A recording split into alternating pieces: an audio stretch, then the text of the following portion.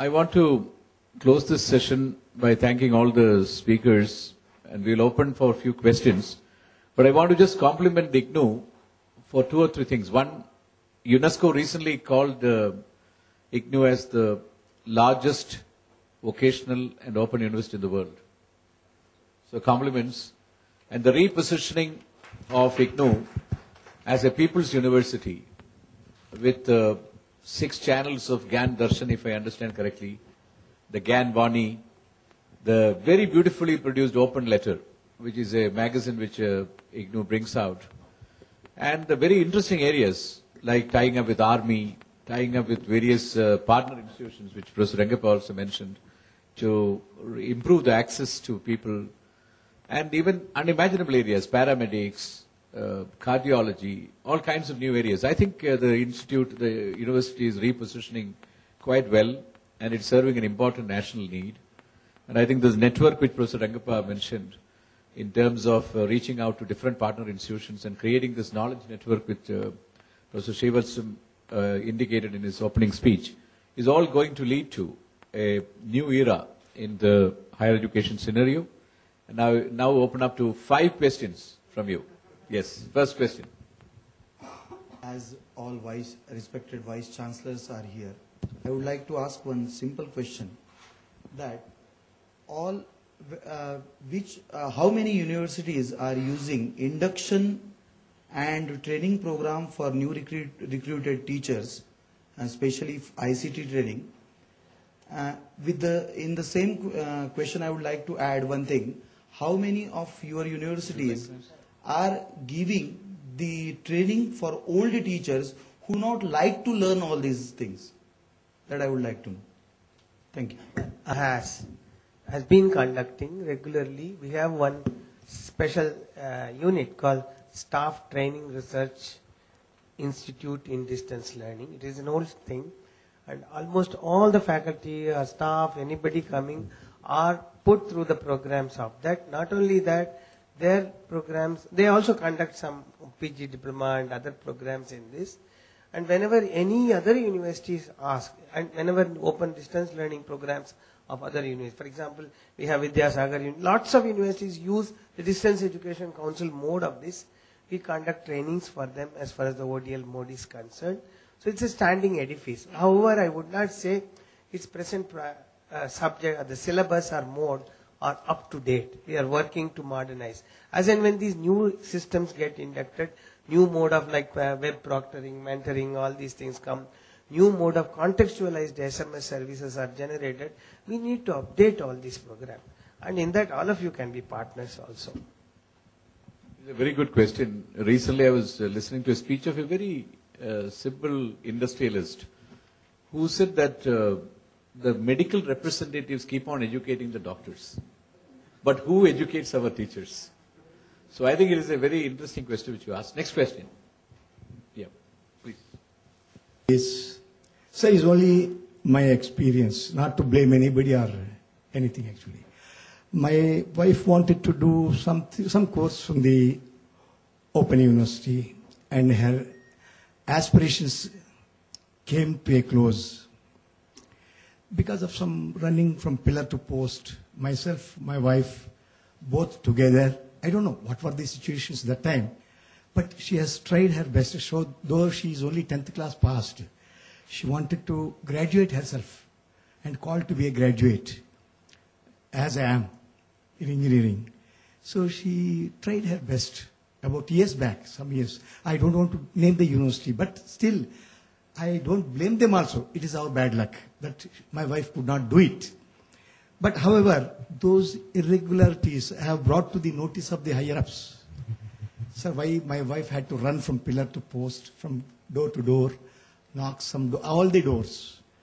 But however, she could not get the... Say, I told you that everything was closed. Anyhow, these irregularities, I request the authorities to take care of it. Would you like to see that? I think this is our mandate. Just have a seat, please. Oh, no problem. This is our mandate, and for all the courses, even in the open university and the flexible system, So what I tried, even the IGNU has got for the graduate programs, that BPP program, which is a bridge course for doing the graduate program. But as my university, I have opened it for every course. Because when we have a discussion in the planning board kind of a thing, then people thought that if the open university is not allowing the people to come into the graduation main scheme, which other university will start?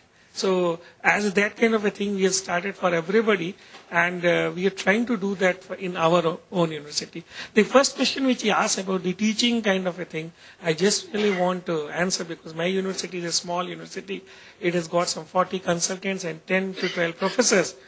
But what I found, that if we like to change the culture kind of a thing, earlier I came from an engineering background, so all of us are using internet and all those things. We got some sociology, education, other kind of faculty. So even the Hindi people.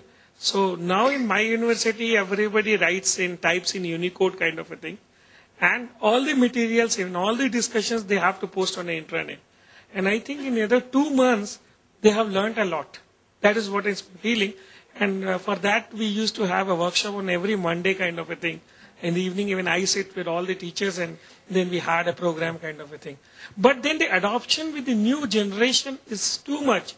And there are professors who are retired, like are with us also. They are also learning on the same pace. Slowly, but they are learning. So I think the people are now interested in doing that kind of a thing. Third question.